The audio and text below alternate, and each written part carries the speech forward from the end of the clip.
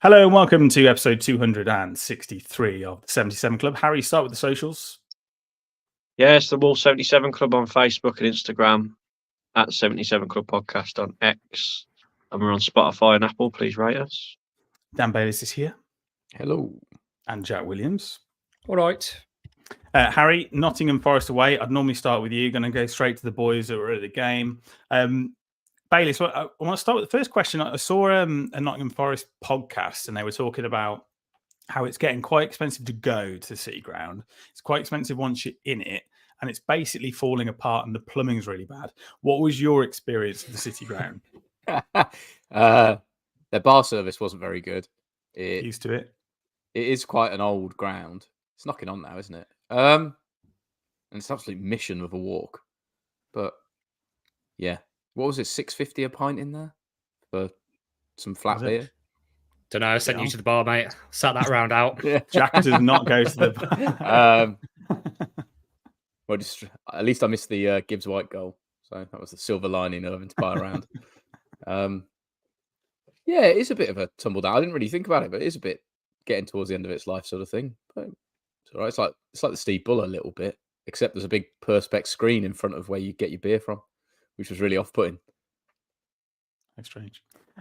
Jack, did you have to sit out around because you were too drunk? Because you sent through, I think, around the 8:15 mark of train beers. Was this self-induced or was it just you being lazy?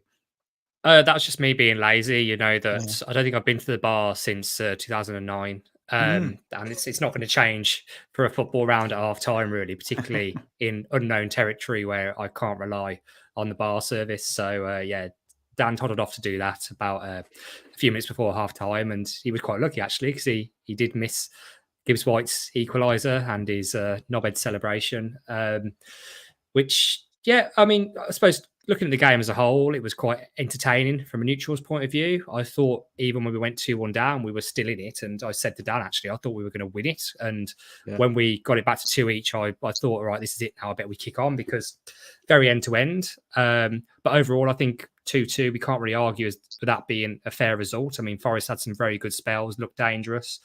But, you know, there's positives to take from us as well, really. And the first of those being just the look around when Cunha beat two men and put that ball in the top corner. We were like, bloody hell. That was at the opposite end of the Wolves fans. But even from there, we were like, bloody hell, that's a goal, that is. And then watching it back, you can tell it really was. So, you know, it just says really how much we've been missing him and, you know, players like him when it comes to creating chances and scoring goals. Because that first one, he created that really on his own, going nowhere out of very little and put us 1-0 up. And from that point, I thought it was going to be our day. But it's just annoying then when we score not long before half time to switch off and let in a goal from a corner, really, which goes through God knows how many players on the way and then gets their tails up right before half time. The Gibbs-White factor comes in because obviously he celebrates like you'd expect him to, right in front of the Wolves fans. And then Forest, I think, had their tails up then going into the second half. But it's a game of fine margins, isn't it, really? But, you know, it was an entertaining day. And the point for us with, you know, it does more harm to Forest than it does to us, really, because Forest have got it all to play for. And really looking at us, our season is, you know, kind of, you know, petered out, unfortunately, hasn't it? So we haven't got that much to play for. But it's a point on the road, really. Even still, I know we got Cunha back, but he can't play a full 90 yet. And we're still bringing on kids towards the end. So overall, I think, you know, on the balance of play and everything, like not too disappointed with it. And, you know, it's a game we could have easily lost, but it's a shame, particularly when we got ourselves in front from such a wonder goal that we just go to sleep so quickly after. Harry, do you agree with what Jack says? I mean, obviously it's disappointing to draw. I think I'd agree with that. But how much is of a talisman is Cunha? Because I think it's probably, I can't really think of a player that has had such a, I won't call it a slow burn, because obviously he's coming from, you know, the European leagues into the Premier League, and it's taken him a little time to find his feet. And we thought in the beginning, was he really worth the money? You sort of look at the Neves transfer and the Football Manager, and you goes, well, that Neves transfer pays for Cunha. But how impressed have you been that, you know, he's been out for, was it 9 games, and then just comes in and does that? Yeah, and I thought he struggled when he come on against West Ham, but yeah, he was brilliant against Forest. And like Jack said, that first goal was out of nowhere, and I think that's my favourite goal he's scored so far. And just on you go back to when he first come in, if you go back, ironically, go back to that Forest League Cup game when we lost on penalties. In that game, he mocked Gibbs-White celebration, made him look stupid, and he did it again. And that's when I first thought, yeah, I really like him. And he weren't really playing that well then, if you remember. He hadn't really found his feet under Lopetegui. But now he's like our main man, isn't he? And if it wasn't for him, we don't get anything out of that game. And that first goal was just world class. There's no other way to say it. I mean, he gets thrown to him inside his own half. He runs the length of the pitch inside, and his celebration as well was brilliant. Up to the corner flag, tapping on it, like just going, what? So he's just a character. He's a great character, great bloke. And also just on Cunha, because it's kind of the same sort of thing. Is seeing Hwang come on, I thought was good. I thought he did okay when he come on as well. A bit frustrating because obviously he's just come back. He could have done a bit better at times, I thought, but he looked lively. He looked up for it. He looked, fitter than I thought he would be. And with us naming 2 goalkeepers on the bench, we've still got our issues, haven't we, with the squad? But to have Cunha and to have Hwang back and to put a bit of fight in and get that result. And yeah, I'd have hated it if we'd have lost because, as you know, Gibbs-White, his celebration was I mean, Jack and Bayliss were in the away end, so they probably know what the Wolves fans were singing to him. But he's done it to himself. He's alienated the Wolves fans from the word go. Even when he was at the club with his girlfriend, as we all know, she didn't help him at all.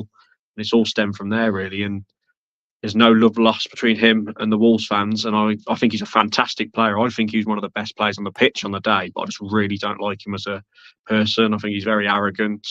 And Cunha, thankfully, made him look a tit again by mocking his celebration when he equalised. And I can hear many, many voices who will be listening to this and going, Cunha's best goal is easily the one against Albion, and there's no contest just because it was against them. Also, that celebration, the Premier League did a podcast with him, and they do something called the 5-second rule, and I think it's the tapping the buzzer is something you have to do obviously within 5 seconds. And she said to him, next time you score, make sure you do that celebration. And that's where the tapping of the flag came from. Brilliant. Dan, let's move on to Morgan Gibbs-White. We're going from a player who has a lot of class in Cunha to somebody who seemingly doesn't have maybe a little bit of a chip on his shoulder. But I think a lot of people, and I agree with the comments that have said, the Wolves gave him his early professional career actually under Nuno, who's obviously at Forest now. But what was your reaction? I know you weren't in the ground to see it, but obviously you were there and would have been chanting along with the songs in the reaction to the goal. Just remind us what the songs were, Dan. I can't remember what they say.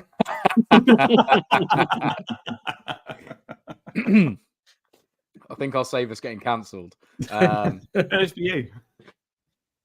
It's a risk I'm willing to take. Look, it's twofold, right? He fell out with the manager and didn't get what he wanted, so he left the club. But the fans didn't take it well at the same time, and stuff happened off the pitch. So he had a choice to either go into his shell and take the boos or respond to it, and he's responded to it, and he's now got to live with that. So a part of me sort of says, I'd rather a player do that than not. If we had it the other way around, we'd probably quite enjoy it. So there's a little bit of it. I think on the whole, like he played pretty well, to be fair. And Forest created some very good chances. It's just that Wolves had good spells and they just came at the right time. And I thought 2-2 we were going to nick it. You could just see it coming, but just didn't really happen. The game sort of petered out for the last 5 minutes. I kind of think that I've thought about this quite a bit actually, and I'm wondering like why has the relationship broken down so much? Because he's had some good games for us. You could see there was definitely a player in there, very young, very, very raw at times. But you think back to like when he played for us under Nuno at home to Chelsea and those sorts of performances where he sort of came in from the fringes, quality, lots of things there and lots of talent there. And you kind of have to think, like, fair play, if he wants to be guaranteed to play first team football every week and he wants to move, then, fair play to him because that's the way he's going to progress in his career when he's younger. So moving to Forest, I think we're all happy. We were very happy with the fee we got for it. So, everyone's quite happy about that. Yeah. I just wonder. 6 points on the back of it. Yeah, it's cost him a few points, definitely. So you wonder, like, why is the relationship so bad? And I keep thinking back to it. And I think his girlfriend really hasn't helped the situation. I think a lot of it has come down to that. And just, I don't know what it is. Obviously, she's a wannabe glamour model or something, and some of her posts on social media just rub people up the wrong way. And from that point, it's very hard to kind of claw yourself back. And obviously, he's got to stand by his girlfriend and all this sort of stuff. So fair play to him. But I don't think she's helped the relationship at all and made it a bit more sour than it would have been if no one knew who his girlfriend was. Then this wouldn't be happening. It wouldn't be happening. You might get some abuse, but it wouldn't have stirred the pot as much. But I think it's kind of, for some reason, it's just sort of connected and resonated with our fans. That it's kind of just like not just him, it's the two of them as a pair, and people are not really taking to her. But also, I think he's a bit silly.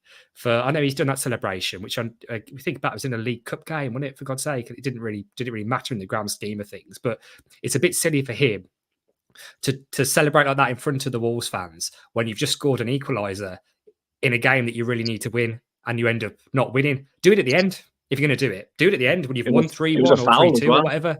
So, we're going to talk about VAR, but yeah, it's a weird one, because I'd imagine there's players who've probably done more for us, and maybe people don't like as much the individual player, but doesn't have this just stirring pot of hatred. And I think it's just everything. It's all the girlfriend, the social media, and everything just combined. To stick up for I'd never thought I'd say this, but to stick up for her a little bit. She's from South Africa, and so when she first met him, she was very young, and I don't think she really got how much it meant and how tribal football is in England. I think she was very naive, so she would tweet out all this rubbish about fans criticising him or whatever. It weren't just at Wolves. I remember when he was at Swansea, a lot of their fans got annoyed with her as well. She was a bit too open and a bit too honest, and she was just defending her boyfriend, wasn't she? But some of the things she said and the way she went about it really rolled the Wolves fans up. And if you notice now, she just don't put anything. I think she's learned her lesson a bit, or he said to her, don't put anything. But I agree with you, Jack. If she wasn't in the picture, or she didn't tweet, or she weren't as out there as much, trying to be the next Molly May or whatever she's trying to do, I don't think it would be as bad. I think he'd get booed a little bit, but he wouldn't be doing all the ears and all that. It's it has definitely stemmed from her, but I think some of the chants are a bit brutal from the Wolves fans. But maybe he's in his right to do his celebrations if he's getting abused that much. But I remember Leeds away, first game under Bruno Lage. His dad was fighting with Wolves fans in the away end just before he moved to Forest. He actually played. He started that game. So it's really toxic, the relationship between him and the Wolves fans. Especially, if you found out your dad's having a fight with a Wolves fan in the away end, you're gonna take a dislike to the Wolves fans, aren't you? I don't know why I'm sticking up for him, but yeah, there is reasons behind what's going on. But he should probably take the high road and not keep doing it. If you know what I mean, just score a goal, run off, and maybe don't do that. Dan might correct me here, but I don't remember at the game there being that.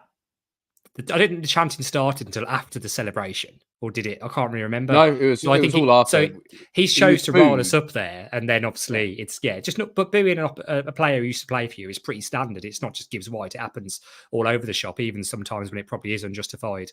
But it's just trying to get in people's heads, isn't it? But I don't think they're really,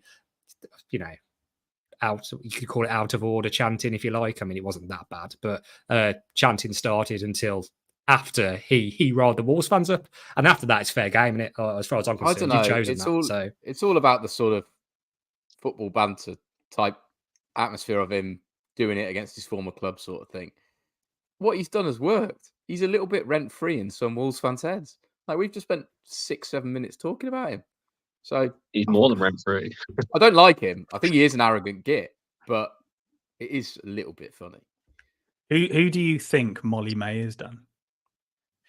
I have no idea. Rod Stewart sang a song about her. Is that what you're going to go down? I haven't got a clue. I'm going to have to Google. Conservative peer from 1964. I haven't got a clue. She's Tommy Fury's sparring partner, Bayliss. They spar together, boxing. Hell spar. Oh, is that who that? Yeah. Oh, Love Island, yeah. Okay. I do sort of know who it is. There you go. Go back to Harry, your wireless now. Was it good to see Hwang back on the pitch? Yeah, as I mentioned earlier, I thought he looked. There was a few moments where he could have done better. He dived on the one, didn't he, trying to get a penalty? But he got in a few good positions. Looked pretty sharp considering. And it was good to see Grano Fraser come on as well. But just to flip it a bit, it's just come back to me. Before we scored, can you remember Gomez's chance when they cleared it off the line with a header? And then Sarabia, got to bring him up, misses from 8 yards out. And again, I don't know how many games in a row now, he's so frustrating, the bloke. I mean, I'm going to sound like a broken record, so I always say it. Technically on the ball, fantastic player. So skillful, great delivery. But when he ain't on it, because he ain't got the pace or much strength, he's just useless. If he's just not on it, if he ain't like pinging really good crosses or putting through balls through, he might as well not be on the pitch. He's a waste of space. And to put that wide of the post at 0-0 was criminal. A professional footballer from 8 yards out there in pretty much an open goal has got to score that, in my opinion. And I know a lot of people love him, but I'm not a fan. I'm not a fan of Sarabia. I think he slows us down a lot. I think I'll say it again. You know, I think he's a luxury player. I think he's a player. He's a nice to have, but I don't think he's going to drag you into games or out the shit. I don't know how you feel about him, Jack. I get it. I understand it, but at the same time, I have a little bit more patience because some of the stuff I've seen people saying about him, you know, in the last week or couple of weeks, I think is a little bit unfair because at some points this season, he's really dragged us out of it. And I think people have got short memories because we've had very few people there available. And he's had some good games for us this season and actually really dug in. And the one thing I do like about him, and I think this is probably obviously me being a bit blinded by his likability, is like against West Ham last week, how he was like arguing with the ref at the end of the game. He's like a little rat just niggling away at them. He's like a little sarky prick, and I really like. He went at Gibbs-White. I really like. Did you think Gibbs-White as well? Gibbs-White was shushing him. Did you see that? Gibbs-White ran up to Sarabia and went shh in his face after he scored. Like, yeah. So I can see what you mean by that, actually. Yeah, he must have been winding Gibbs-White up as well. I think he's a proper wind-up merchant and a right, sarcastic. He's like I don't know. I think he was French if he wasn't Spanish. He's one of them. I think he just like knows how to wind people up, and he's just very sarcastic in people's faces and just makes these great facial expressions, which kind of makes me like him. But I agree, he's hit and miss. Sometimes you don't know he's on the pitch, and sometimes he has moments of brilliance, and he is a luxury player. But I think he's been an asset to us this season on the whole, particularly when we really needed him. So I'm not ready to jump on the Sarabia's useless bandwagon yet. I think the way we set up Saturday, it didn't let the wingers get forward. We were quite narrow, and you can see why he was getting some stick. A couple of times we had space down either side, and Wolves wouldn't go. And when we're sort of playing at our best, that's where we really dominate teams. It's where the second goal came from, because we've been trying to get down that wing, and that's what won the foul. Doherty, I thought he was shocking. He was like you mentioned about not getting down the wings. He didn't do that for the second goal. But for their second goal, sorry, because you've just brought it up. I think it was I can't remember if it was Santi Bueno or I think it was Kilman actually. Heads the ball away really poorly to Lemina. Lemina just throws his arms up in a strop, and then Doherty kind of like comes in, does a little 1-2 with Gibbs-White, tries to tackle him, and then it just falls to Danilo. So it was like a calamity of errors for their second. It was our fault completely, like another error. So people said in the comments that, like, I think Stephen Morley earlier said, does the amount of goals we're conceding now concern you? And it does a bit, actually, because we do always just seem to get out of jail there. But our defence, since we've been not had Dawson, we have had a few calamity of errors of just like doing it to ourselves, like against West Ham in the build-up to their handball. We did that to ourselves. But I thought Doc was terrible. I was so happy when he went off. But at the same time, I was slagging off Hugo Bueno the other week. So both of those two at the moment for me are not playing very well in that left wing back position. You've just reminded me of something, Harry, and I remember this at the time because you mentioned Lemina then, and I don't think you guys will have seen this on the telly. I don't know if you noticed it either, Dan. I think I might have said to you what happened, but he was definitely in a little bit of a strop towards the end of the game. So you know what always happens when we bring subs on? They bring a little bit of paper, don't they? A little bit of paper with some instructions. Yeah. And what happened was, I think it was when Fraser came on. I don't know if it was Fraser or if it was the other guy who gave him the bit of paper. Ran over to him, gave him the bit of paper, didn't even look at it, and he threw it straight into the crowd. He threw it straight into the Forest fans. He was just pissed off to even be given it. Grabbed it and then just lobbed it straight away into the fans. And I was like, well, he's not a happy bunny with something, but whatever it said in the paper, he wasn't. Yeah, there was something going on there, whether he was annoyed about the subs, whether he's annoyed about his own performance, but he just did not want to know what the instructions were. He just like basically told off who was giving it to him and just threw it in the crowd. But the cameras, I don't think, would have picked that up. But no, I didn't see that. Yeah, did see that. No, I didn't see that. Wow. Interesting. Been a bit stroppy lately, isn't he? He's underperforming a bit lately as well. But again, he's been one of our players of the season, so he can have a few bad games. Very true. Was there a man in the match there, Harry? Player of the match? There's only one man of the match, isn't there? Cunha, the main man. He, by a mile from our team, from our point of view, and just for the celebration alone, mocking Gibbs-White. Yeah. Oh, but I can't even really think of anyone else who. There weren't many other standouts, was there, apart from Cunha? Defensively, like we said, I thought Toty Gomez. Yeah, Sarr again, to be fair. Yeah, Toty Gomez made a really good block first half at 0-0, put his body on the line. But yeah, we were shaky at the back. But yeah, it's got to be Cunha, no brainer. Clean sweep of Cunha's, everybody. It's the easiest pick, and it for for a man in the match call that we're going to have really 2 goals, 1 goal. He filled the void for Ait-Nouri, didn't he? It'd have been nice to have Ait-Nouri and him. I think we'd have won, but one-man team again, weren't we? We're a one-man team. Yeah. Okay, let's move on to Arsenal now, who, in Dan's word, was bottling the league. I mean, Harry, we were talking about it just before we came on air, and our record against Arsenal isn't brilliant. First question is, how are you feeling about this one? And secondly, you'll have to forgive me because the girlfriend has locked herself outside during the podcast, and I would normally let her stay there, but it is getting dark. So you're going to let her, but Harry has to stay outside all night. Is that the rule going on? Yeah, well, I'll answer the question. How am I feeling? Go on, Sam. Run and open the door. Yeah, so how am I feeling? Well, I'm not feeling good because I feel like Jack said earlier, I think our season's over. So we're kind of just playing now just to try and ruin Arsenal's title hopes. And at the time of recording, they're playing in the Champions League. So maybe that's a bit of a bonus for us. Knacker them out a bit. They have lost against Villa. And hopefully we can just play well and spoil their party even more. Because I'd absolutely love to be the team that stops them winning the title. It'd be brilliant. And that's all we've got to play for now, really, isn't it? It's to spoil Arsenal's title hopes, try and stop City. And we've also got Liverpool last game. So we've got quite a huge role in the title race. But our season, personally, unless some miracle happens, is pretty much over. But we're just playing for pride now, I guess. That's really interesting, Harry. Dan, could you say something that Harry didn't say because I wasn't here?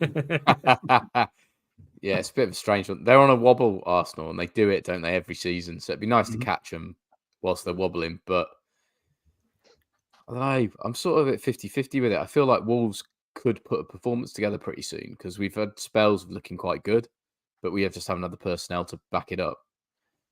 On the other flip side, Arsenal need a reaction, and we might be the whipping boys that get the reaction. So you covered all bases there. Nicely done. I was just checking the Champions League scores then, because obviously the games are going on at the same time. So what happens to them against Bayern Munich tonight, might make or break them really and change what happens on Saturday. But City are losing 1-0 down against Real Madrid at time of recording. But, 8:30 on Wednesday. So, Harry, starting 11. Do you think there's room for Hwang to come into it? Do you think maybe Dawson is worth a shout? Looking a bit shaky in defence, leaking goals if he is fit. Yeah, it's a strange one with Dawson because every game I keep thinking he's going to start and he doesn't. He's just on the bench. And I saw a quote from Gary O'Neill say he could only last about 10 minutes if he did play. So I don't know what injury he's still carrying or what's wrong with him. But if Dawson is fit, I would personally bring him in sooner rather than later, just because, like I said, I like Santi Bueno, but it's been a little bit shaky in recent times at the back, it must be said. Hopefully Ait-Nouri is back because he nearly made the squad, didn't he, for Forest? It was a last-minute decision not to put him in the squad at all. So to have Ait-Nouri and Cunha on the pitch would be absolutely brilliant. You would assume it would be Sarabia up there with him. But yeah, I wouldn't start Doherty after that performance. I thought he was horrendously bad. So maybe give Hugo Bueno the nod. Or he might put Ait-Nouri back at left wing back now with got Cunha and Hwang back. You might start Hwang and Cunha. It'd be not. I'd love to see Hwang, Cunha, and Ait-Nouri as the three up there and drop Sarabia. I know that's harsh, but I've just said what I think of him. So that's why I'd love to see it. It won't happen, but I'd love to see it. And yeah, pretty much the rest picks itself. It'd be the 5-2-3. You should imagine. You've got to assume it'd be Gomez and Lemina in midfield.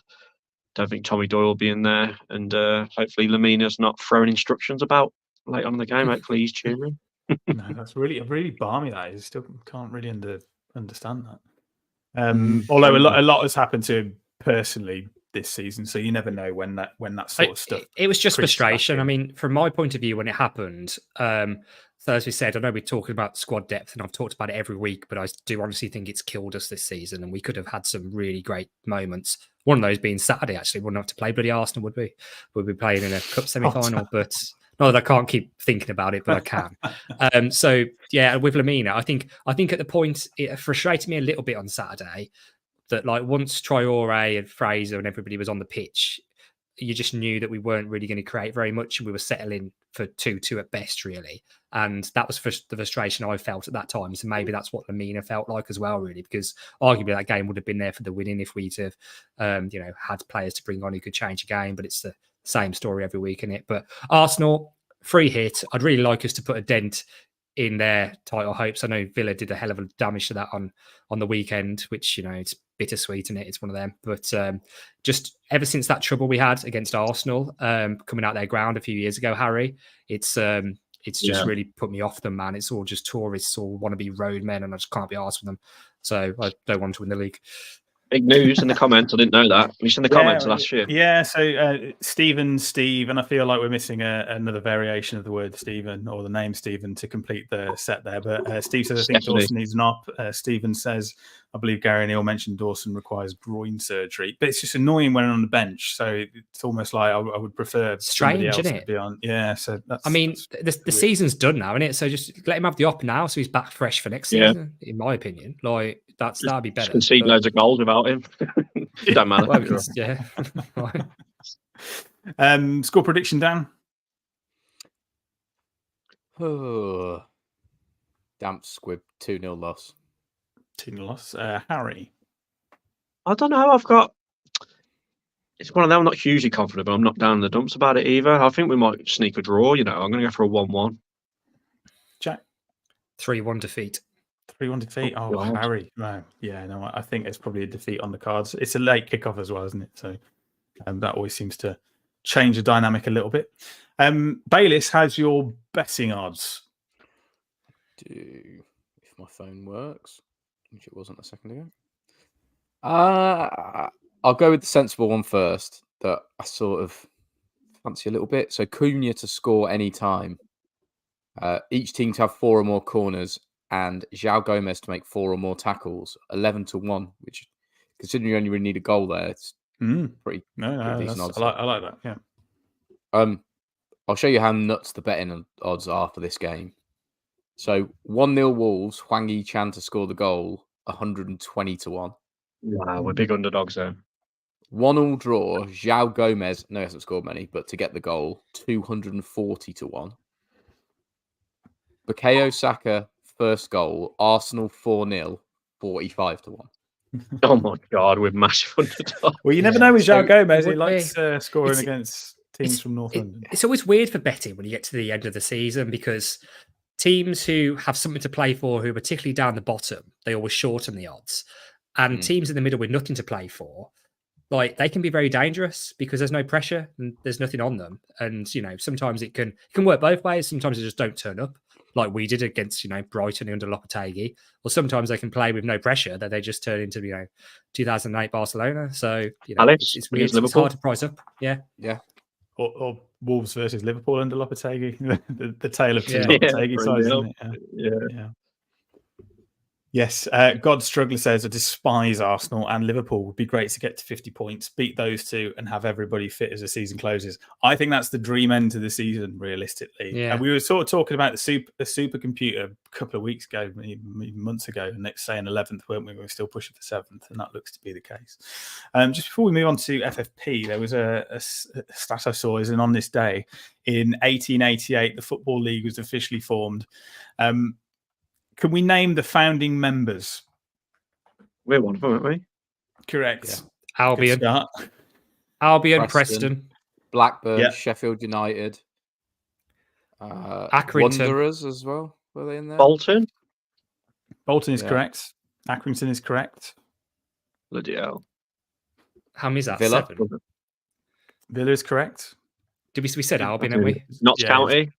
Notts County. Notts County is correct. Cheers, God Struggler. Thanks, God Struggler. Is that one more? Derby County? Derby County, yes, and I think you've got 2 more. Forest? Wilson Raiders. Not Forest. Give You us want some Sam? They do play in red and white. Sunderland? Bristol. No. Sheffield. Wrexham. No. Up the road. Sheffield United. Oh, you said that. Stoke. Stoke. Oh, Oh, One more. They play in blue, and they've never been relegated. Blues. Everton. Everton. There you go. That was pretty That was good, fun. guys. That was It pretty was a good. very, very good effort. Right. Dan came into his Yeah. own. Molly May, no idea. Who formed the Football League in 1888? Oh, my beer. Oh, I love it. Right, let's talk FFP and then a couple of transfers, I think, that come into it. Harry, I think this is probably the most that Ryan Ait-Nouri has been linked with clubs. Man City seems to be the club that everybody is saying that talks have opened. Obviously, we take it with a pinch of salt. Do you think his injury record now this season is maybe a little bit like the Neto situation in a way where you think clubs may well be put off by it, or do you think they'll see through that? No, his injury record isn't too bad, is it? I know he missed out last game, but I think what would more concern them, which hasn't happened this year, to be fair, is in years gone by. I remember Lopetegui fell out with him because of his professionalism. I remember Cody said in one of his Sky Sports interviews he was always late for training and things like that. So if Pep's as strict as you think he is, would it click? But this year he seems to be loving his football. He's probably one of our most improved players, isn't he? Really, he's always been good. He's always had talent and been really good at left back. We know he's always had the skills and easily take a man on. But when he's accidentally fell into this more of attacking role, I think we've kind of found a new beast. A bit like when Bale got put a bit further up for Spurs back in the day, and he ended up being like a right forward. We might have found a gem out of nowhere, and he might become an absolute monster. So I can understand why a lot of the top clubs want him. He's only 22. That blows my mind. In my head, It seems like he's been here for bloody years, doesn't it? Yeah. He's only 2 years older than Chihuahua. So, that just shows how talented and good he is at this young age. And I think he's going to go right to the top. I do. We'll do well to keep hold of him. I'm not surprised there's interest. And it's between him, Neto and Gomez, I think, who will sell. And I think it's more likely to be Gomez or Ait-Nouri because of Neto's serious injury. But I'd love to keep Ait-Nouri. He's just a fan. He's so good to watch as well. He's the sort of player you pay to watch, isn't he? He gets you on the edge of your seat. He's entertaining. He reminds me of just a lad who just plays on the playground, does what the hell he wants. Like, he don't know what he's done to do himself half the time, and skillful and whatever. A bit like Traore when Traore used to come off the bench, he'd get you on the edge of your seat and you get excited. That's like Ait-Nouri every time he gets the ball. So I think he might leave. I'll be gutted if he does, but I think he might go. God Struggler says O'Neill's brought the best out of him. Seems to be a healthy respect for Gary Neal from all of our players. Stephen says £60 million would be a decent return for Ryan Ait-Nouri. Well, that seems to be the discussion at the moment. And Sergio Gomez potentially coming the other way. The 23-year-old left back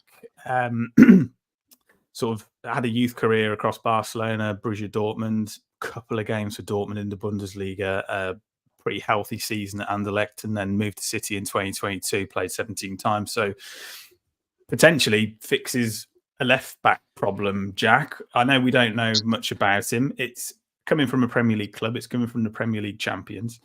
So, we've got the pedigree there. And, when we take someone like Tommy Doyle, who's obviously hit the ground running, done very well, and it's worked out to be a very, very good swap deal.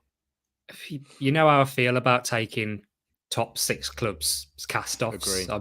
It doesn't usually work out. Tommy Doyle is an exception to the rule because he's the sort of player who on loan in the Championship and then was going to be sold at some point. So they'd already decided, years ago that he wasn't going to be, City first team. It's a bit different when it's a big name player who's played for them quite consistently or fairly consistently for Man City to then, take the step down and perform. I still struggle to think of an example, bar the likes of maybe, Paul Ince, that sort of era, who've come from a big, massive club That's to end Wolves. of career stuff, though, isn't it? End of career. And performed. It's end of career stuff, yeah. So Kevin Middlesbrough. I like the younger players. Dennis Irwin for a season, but again, it's end of career stuff. But like players in their prime, I honestly think if we want to be pushing the top half of the Premier League, we want players who the big clubs want. not their cast-offs. And I wouldn't swap Ait-Nouri for him, no way. And I agree with the comments. Gary O'Neill has brought the best out of him. I can't believe whatever happened behind the scenes with Lopetegui. I can't believe they couldn't draw a line under it just because he's clearly got pure talent. I agree. He's probably got a bit of an attitude. Maybe he's gone a bit Britney Spears when he shaves all his hair off. Remember that? And he's a bit of a mental character. But the best talent is often has a bit of a side quirkiness, shall we say? So I'd love to see him today, but I'm not surprised big clubs are looking around him, really. But I hope it's not some bullshit swap deal where we get some player on the fringes of a big six club who hasn't really performed, and then we're paying them high wages and we only get 15 million quid for Ait-Nouri, because that's just not good for anybody. Yeah, well, no, I agree. I mean, yeah, the only person I can think of that's made a transition would be Vitinha, but obviously it's not. A different league. He's playing for Monaco. Well, I don't know. We still got 5 years out of him, though, Dan. I mean, it's quite a sizable amount of time, half a decade. I mean, it's not like fair enough. 1 or 2. He was at Monaco, though, wasn't he? And Monaco weren't doing that great. Yeah. So it's not like coming from like the treble winners or teams properly performing in the Champions League. Monaco were good 10, 15 years ago, but I've had ups and downs. I think since then. I'm not a massive French football expert. I don't know, but it just worries me. It worries me when they're like, hang on, we can get that player off. We can get that player off our wage book, and also in the process, get a player on the cheap. And the big clubs think they have the power to do that because they can draw players in because players want to play for them. But they probably think, hang on, they've had our absolute pants down with Núñez. Let's screw these boys over. So I ain't interested. What do you reckon, Dan? Because you're shaking your head. I think you're probably the same thinking as Jack. Sort of thing as Jack. I sort of think if you're going after young players, you want the ones with something still to prove rather than the ones that are going back down the tiers. He's clearly, if you get to 23, 24 and you're being let go by Man City, you're probably not good enough for him by a good distance. What you tend to find is... Sorry, did you see everyone crying about Vitinha? Because Vitinha scored, didn't he? Scored yesterday, yeah. And everyone's saying, why did we let him go? But he wasn't that good for us, was he? Let's be honest. And he was very young at the time. Yeah. And is it Goncalves, the other one? Everyone cries about Goncalves. I think he played 1 League Cup game. But obviously we are going to let a few young lads go who, 1, probably don't want to play in England, and 2, just weren't good at the time. Like, we just didn't give them enough. And Nuno, if you remember, weren't really one to give many young people a chance. But Gibbs-White, he did a little bit, but not much. But any really young players, he didn't really want to put them in, did he? So it's just annoying that they have gone on to become superstars. But it is what it is, isn't it? They didn't show that sort of talent back then. It's the way we play. Like coming up as a new Premier League team or newish Premier League team under Nuno, Vitinha isn't going to have the same time on the ball to be able to show that sort of class. He's going to get closed down quickly. He's going to have to track back. And that's why, he shone in Portugal when he went and got picked up by PSG. But he got the luxury of all the players playing around him and the time on the ball that he wouldn't have got playing under us. So fair play to him. You just got to say fair play and just chalk it off because, he probably wouldn't be the player he was now if he'd stayed. So, Yeah. Remember his goal against Chorley on your birthday? Exactly. That was the highlight. Yeah. So your 30th, wasn't it? In lockdown. Yeah, it was. Yeah, it was. You celebrated your 30th birthday by watching. We were on bloody Zoom and we all watched the game together. Yeah, it was. That's sad, isn't it? What a strange time. I just wanted to go over some profit sustainability rules because Chelsea's account drops at the weekend. So it just shows you, I think, what a complete farce the whole thing is. And I think the Premier League have pretty much been left with their pants down, to be honest, against the hedge fund managers and the venture capitalists, which should we be surprised about it. But Blueco 22, which is the club's parent company, reported £90.1 million pre-tax loss for 22-23.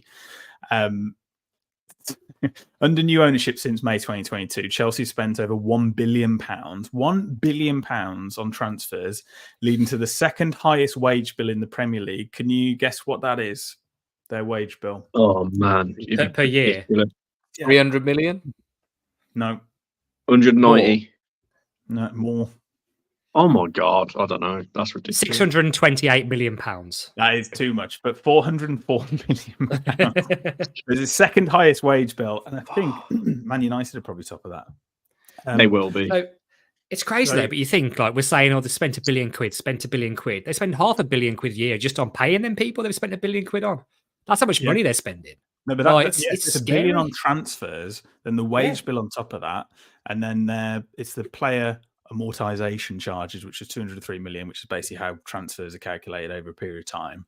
So the revenue was 512 million. So obviously they went out of Champions League, obviously significant losses there. But they have, to be fair, done well on player sales. So I think their key strategy has been selling a lot of youngsters for a lot of money, because then that's put on as total profit.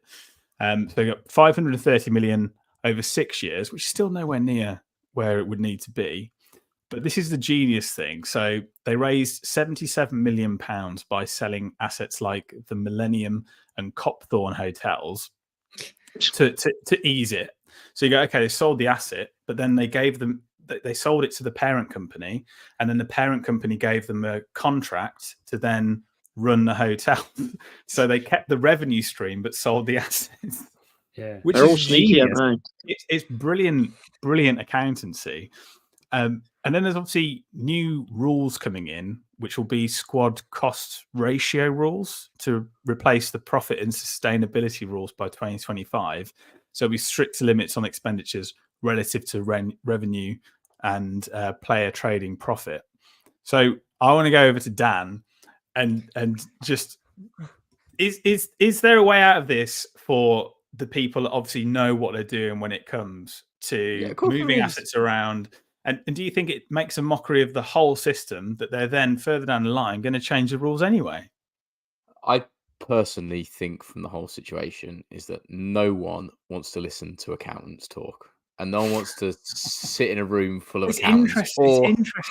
It's interesting, and I get it's a little bit of us to have a 5-minute feature at the end to talk about how stupid it all is, because yes, these investment brands can move their money in particular ways to bend the rules, which is what they do, right? That's what they're there to do. But the crux of it is that the Premier League have gone about it the wrong way, because it's just letting the big clubs do it to greater and greater lengths, while the rest of us are, well, we can't moan, right? We're owned by one of the biggest companies going, so we can't moan. But I don't like the way it's set up to just let it all be written off. If you want a fair playing field, they've got two options. They either have to cap the amount of money everyone can spend, which I don't think is a good idea, or you have a draft-based system, which I absolutely detest. So what's the real point having it? But the Premier League goes from strength to strength. It makes billions and billions in revenue for the Premier League. It's weird with Chelsea, because they got fined by UEFA, didn't they, a few years ago? And then they had that. Remember, they were doing the 8-year contracts and all that, and they're not allowed to do that anymore. So and it's the same with City, like you say, Sam. It's just very clever accounting. They have the best in the world, don't they? They hire the best people. And they find weird loopholes, like you just said about selling that hotel. I think City did something by selling their ground, didn't they? Like 400 million. They're all clever. Yeah. And they all know the delay tactics. So City have still got all these charges waiting, but they're so good at delaying everything and finding legal loopholes. We won't know the outcome of any of these charges to City for years and years. We should try and get an expert to come on and have a little chat about it. We've got one. You play this. You just said it was boring. You said talk about it. No, it is boring at the end. But I think if we have a genuinely informed view of it for at least a maximum of 3 minutes, it might give us all a better idea of how it happens. Because should we get Jeff on? Financial wizardry. The asset thing is just genius, because you think buy a football club, buy loads of assets, sell them across parent companies, and keep the revenue streams within the football club is absolutely genius. It's the same as There'll be different SVPs for all of it. It's nuts. Didn't City do it? Because I remember all that talk about basically they had the company, they owned the Emirates, and they sold their ground to their sister company, counted it as revenue, still own the ground, everything's cool, but they've generated £1 billion to spend. But we all know all that matters is taking a couple of points off Notts Forest because they were 2 weeks late with a payment. That's what we need to crack down on, lads. Yeah, and they'll say it's because of you don't want to a Bury to happen again, or the club to be wiped off the face of the earth. That's what it is. So I mean, that's the whole sort of prim and proper. The sad thing is they say they want to do it to stop things like a Bury happening. But if you ended up with a disgruntled company or owner that have done these loans through whatever vehicle they're doing it through, if that owner decides they want to call the loan, you bust. You So can't what repay does it happen there? immediately. Because wouldn't the owner own the asset through the other company? Well, this is what happened at Cholton, isn't it? That the guy ended up buying the assets and then held Cholton to ransom, basically, and wouldn't leave because he was owed the money for the assets he owned, and then they struggled to sell the club. So it's horrible. Incredible. No, we should definitely get somebody on to talk about that and knows what it's about. And we'll have a 3-minute conversation. Excellent. Well, best of luck if you are heading up to Molineux at the weekend. 7:30 kickoff. Don't get too drunk. We'll say goodbye to, speaking of which, Harry Mansell. Bye-bye. Dan Bayliss. Goodbye. And the man that will always give you 3 minutes of pleasure is Jack Williams. Bye, everybody. So goodbye from me. Goodbye.